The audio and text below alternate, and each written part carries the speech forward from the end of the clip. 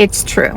Black people will be discriminated against in a Latin American country. If you're leaving America to get away from discrimination and you're moving to a Latin American country thinking that you're not going to be discriminated against, you're wrong. I've been hearing a lot about people that have moved to Mexico and are complaining that they're being discriminated against in Mexico. Let me tell you something. Mexico discriminates against their own Mexican people that are darker shade than the rest of them. In Mexico, there's a lot of states that have very fair skin and blue eyes people. The people that have indigenous features, the very dark skin, the black hair, are discriminated against. So you coming to live to Mexico and think that you're not going to be discriminated against is a fallacy. This is not just in Mexico. It happens everywhere in Latin America. Black people are discriminated against. And Mexican people, y'all can bring y'all ass here. You ain't slick. It's your turn. Did y'all know that Mexicans owned enslaved Africans for some 300 years? And in fact, it helped build up over 65% of what we know Mexico to be today. It helped build up their entire economy. From the early 1520s to the very end of the Mexican War of Independence in 1810, Mexico imported some 255,000 Africans just to solely rebuild their economy and also their population. Now, before this was even called Mexico, this was the land of the Aztecs. We all know the Mayans and the Aztecs. The Incas was, I believe, South America, but Mexico was Mayans and Aztecs. That was that land. Their population declined tremendously once the white people in Spain came over with smallpox. It went from 27 million people to just 1 million people in under 10 years. So Spain, being the colonizers that they are, thought it'd be best to bring Africans to replace this population and to rebuild this economy and rebuild this country. Greetings, my lovely people, and welcome back to my channel. So anti-Blackness runs so deep in the Latino community, and more Latinos are coming out to speak about it openly. Colorism and anti-Black bias are so ingrained in the Latino community that even darker-skinned Latinos are treated less, denied opportunities, and even mocked because of their skin tone. They are even told that they are not really Latinos just because of their skin color. And that's why more voices in the Latino communities are coming out to say enough is enough. We need to stop the division, We need to show real love and unity. So let's get to see the reactions, then we come back with the commentary. Now that I have addressed the racism within my own community, let's talk about the anti-Blackness that exists within the Latin American communities.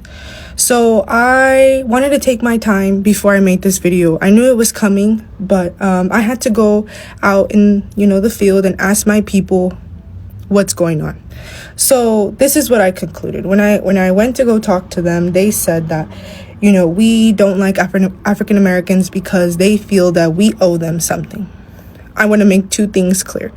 First, I want to start off by saying that when we say things like this, we are following the same agenda that we are fighting against. We are fighting against white supremacy and racism. Those ideas that, that we have, the way we think, the way we are taught to fear African Americans, that is the same thing that we are fighting against. It's no different. When we choose to speak like this and participate in these stereotypes, we are no better than the people we are fighting against. And that is a point I want to make very clear to the people within my community, that you guys sound ignorant. We need to figure it out. Where do you truly stand with this? Because, people are right. You can't ask African Americans for help when this is in the real world. That is how they are treated. My second point. Reparations are owed to the African American community. Without them, we would not be able to vote. We would not be able to go to the same schools. We would not be able to sit wherever we want. Let's not forget. They have been fighting for a very long time, since they came here. And us not acknowledging, I know I don't feel that as a country we have paid the respect that they owe. They really do. We owe them everything. It's because of greats. They're great people. Malcolm X, Martin Luther King Jr., the Black Panthers, they paved the way for us. They are the blueprint. And for us to go and participate in the same mentality that we are fighting against, it's just horrible. And it's wrong. If we don't fix this type of mentality and check our people, we are no better than the people we are up against. I want you to know that ignorance is our greatest enemy. So please do not allow yourself to be blinded by hate. I love and respect everybody, and I just want to say that if there's more people in the Latin community who are with me, I need y'all to say something. I need y'all to join the fight with me, because I can't be the only one. They are being starved. They are thirsty, only given 1 cup of water per day, are denied bathroom privileges, are denied medical attention. People in ICE concentration camps are losing their lives. And don't even think about saying FAFO, fuck around and find out, to these people in ICE detention centers. It is a shame that members of the Black community started the trend, and so many other people followed.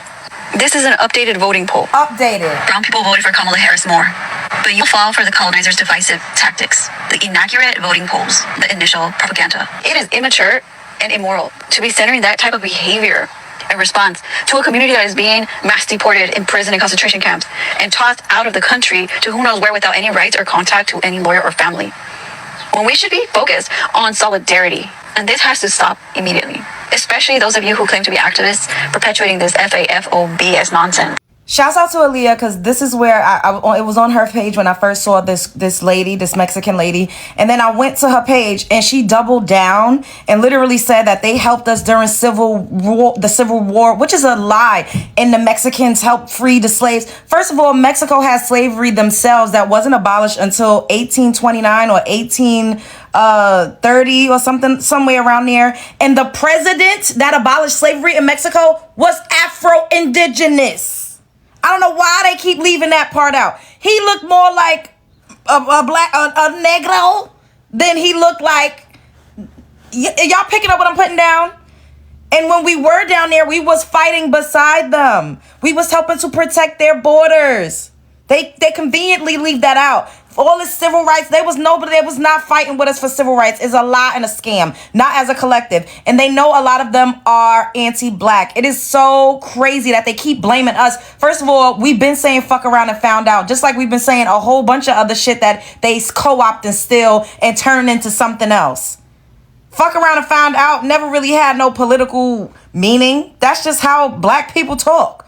Bitch, fuck around and find out. That's how we talk. Why do they keep blaming us and censoring us when we are not the ones that's putting them in concentration camps? We do not yield, nor do we hold the power to deport them. They are focusing on the wrong people. Why y'all not mad at MAGA? Why y'all not sticking it to the white man? I mean, we just got to call it a spade a spade. It's so weird that the Mexican and the Latino community keeps coming for Black people. It's because we're not putting our bodies, we're not sacrificing our bodies and going and running out and standing on the front lines. Is that what it is? Why they got so much animosity toward us like we're the ones that's doing this to them? We're not inflicting any pain on you. And as per Aaliyah's video, because I never saw that initial video, she played a video of a bald head clear guy coining fuck around and find out for political purposes. Once again, stealing our shit, renaming, reclassifying it, giving it a different meaning. We're not making fun of y'all like that. We really ain't. We don't give a... It's unfortunate, but stop blaming. You're pointing. Spread love is the Brooklyn way. This is bizarre. I don't know how we get in it. How we keep getting in it. So today on here, I saw something that really bothered me. A Latino woman basically was asking why the black community isn't there for the Latino community like they were there for us during BLM. Oh boy, y'all might want to buckle up for this one because this is about to be a CM Punk type rant. And in the theme of this Phil Brooks type rant, let me go and say the words that he once said to the universe. Do we have everybody's attention now? Now then, I say that because I find it funny that it takes us stepping back as a community entirely for people to recognize what's going on. Now, notice I said it was funny. I did not say I was shocked. Because this is what always happens. You see, somehow we are always blamed for things, despite the fact that a lot of times it's not our fault. And this one definitely is not our fault. Did you see those voting numbers? We didn't put that piece of shit in office. You did it. But you say you helped us during BLM and that's why we should help you? I don't remember that. Because you see, what I remember is that it took a black man losing his life at a point where the world had no choice but to watch for you to recognize that we go through shit. But you have the gall to sit there and blame us when the only thing that we did was try to prevent this from happening. Hey, I actually have a crazy idea. How about instead of blaming my community, you do what everybody tells us to do and check your own? Because they were the ones with the superiority complexes that made them think that they were better than people that look just like them. And excuse me, but why do we always have to be the ones that have grace for people? Because from where I'm sitting, a lot of people don't show us that same grace when things happen with us. Because the thing is, we read the 900-page document. We researched. We looked into things. I'm not sure we could say the same about you. Now then, I know it's not everybody. So right now, we need as much solidarity as possible. Period. Now then, if you want to sit there and point fingers, cool, whatever. But us, we got a world to save. So what you do from this point is up to you. Latinos want to say it while being racist as hell towards us. How come everybody feels so comfortable including themselves in Black American culture, but excluding us from their culture? Other groups of people want to say the N-word while excluding us from their culture. I guarantee you, if my black ass was to start saying essay, they'd all be offended. If I was to walk into a bar full of Latinos and start calling them essay and all of this shit, they're gonna look at me like, what's wrong with this nigga? But they think it's alright to come around us saying nigga all day. Same way if I was to start doing their music, they'd look at me crazy. But all we see is Latino rappers today. The tension between the Black and Latino community needs to stop. And we need to be the generation to stop it. Anti-Blackness exists in our community. We know this. Anti-Blackness also exists within the Black community itself. All communities of color struggle with this. And the reason why is what we all have in common. We were all colonized and trained to have a mindset of you versus me for survival. But that ends with us. We need to lead with unity and not division. We have to be the change we want to see. We have to stop pointing the finger in both communities and make the decision that we are going to choose to be united versus divided. I'm not going to pretend like I have all the answers, but here are examples of how you can show up differently and be the change you want to see. Number 1, share stories of solidarity. Share stories of love. Share stories of when you have experienced the Black or Latino community showing up in your spaces. We need to shift the narrative. Number 2, if your reality is division between the Black and Latino community and your goal is unity, then it is up to you to seek out examples of when the Latino and Black communities show up for one another, where they show love, where there is actual solidarity, because guess what? It exists. And if you need a place to start with me. I am happy to be a part of your network of Latinos who have nothing but love for our Black sisters and brothers. Number 3, ask your neighbors how you can be helpful. You need to lead with your heart in this moment. That is the only way that we are going to experience an actual shift. We have to show up as human beings. We have to show up vulnerable. We have to show up as the change that we want to see. Lastly, ask others to join you. Let's actually start in the comments. Share your stories of solidarity and love. If members of the Latino and Black community have a hard time seeing it, let's show them how it's actually done. I stand with my Black brothers and sisters, and I also stand with my Latino familia. But the change, it starts with us. I love you. Why are Latinos asking Black people to join them in the protest? But last month, Black people asked Latinos to stop saying the N-word because Black people find it disrespectful when Latinos say the N-word. And Latinos were so offended that they started disrespecting the Black community. And I'm probably going to get a lot of hate for this, but I want to say something. If you've been following me for a while or have gone through my videos recently, you see that I'm constantly pushing for unity between communities. Majority of the Black people in the comments are stating how they get a lot of disrespect from the Latinos, and majority of the Latinos in my comments are actually really disrespectful to the Black community. And I've been pushing for unity because these protests are not where we're going to unite.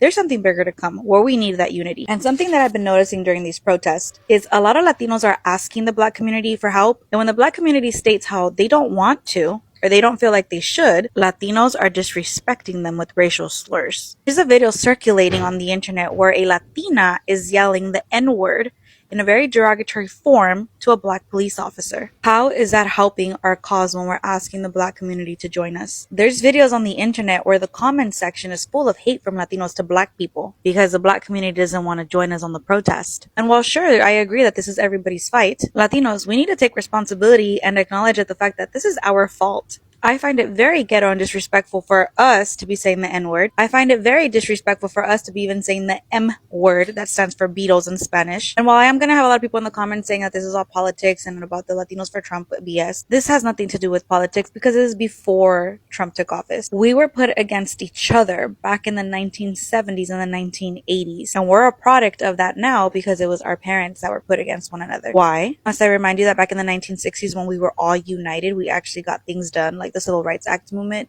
Latinos tend to forget that Black people, the Black community, were out protesting for field worker rights, immigration rights with us. And the Black community tends to forget that there were Latinos marching with Martin Luther King Jr. down to the point that we do have a statue for MLK in Mexico because MLK was a huge impact in the Latino community. And while I do not agree with Cesar Chavez and the stuff that he did to the immigrants in the United States, Cesar Chavez, amongst many other Latinos, were marching with MLK. Black Panthers were protecting Mexicans, while Black Panthers also helped start the Brown Berets. We have a lot of history together, and this is why divided we stay conquered, because together we get things done. So no, I'm not asking the Black community to come out and march with us, to protest with us, because this is something small compared to whatever is about to come. I'm asking the Latino and the Black community to take accountability for whatever we have going on and start asking yourselves, why have we been put against each other? And why have some of us actually gone along with the way that they want us against each other? Why is there hate amongst each other when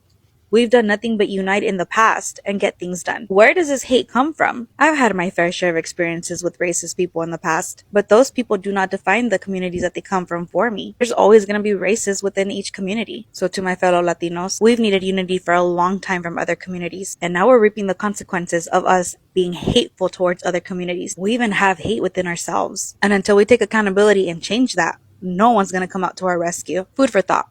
Many people forget that the freedom, rights, and social justice movements that protect all minorities group today were built on the backs of Black people, people like Martin Luther King, Malcolm X, and Rosa Parks, and many others who fought, bled, and even died for equality. The truth is that Latinos and Black people, they share a common oppressor, They share a common struggle. That is white supremacy and systematic racism and the global system that was designed to divide and conquer us. And what's powerful about this moment is that more Latinos are coming out, standing up and saying, we have benefited from Black struggles, We have walked through the doors that Black activists kicked open, and we cannot ignore that. And they are right. Think about it. The civil rights movement in America didn't just benefit Black people. It changed immigration, laws, education policies, and workplace protections that open the doors for every minority group in America, including Latinos. And yet somehow, anti-Blackness still finds its way to live in beauty standards, in social hierarchies, jokes, schools, and even in families. There is still this mindset among many people that lighter skin is better, that Afro-Latinos should straighten their hair or hide their roots just to fit in. And that mindset is poison. It is self-hate, disguised as culture. But the good thing is that the new generation is waking up. We are seeing Afro-Latinos proudly embracing their Blackness, teaching others about the African roots in Latin America. And that's what unity looks like, not pretending the problem doesn't exist, but calling it out and standing together to fix it. The truth is that white supremacy doesn't care whether you speak English or Spanish, To them, you're still not part of the power structure, And that's why fighting each other only weakens people, Black people and Latino have so much in common. They have realized that they were both colonized, enslaved, exploited, and told to believe that whiteness was the only standard of beauty and success. But when people stand together and love each other, protect each other, and fight for each other, that's when we become unstoppable. That's when we rewrite the narrative. So to every Latino speaking about anti-Blackness, coming out to educate each other, continue doing that, because this is a new generation that doesn't tolerate racism or even hate. So thank you so much for tuning in. Be sure to like, subscribe, and share. Have a good one. I'll see you in the next video.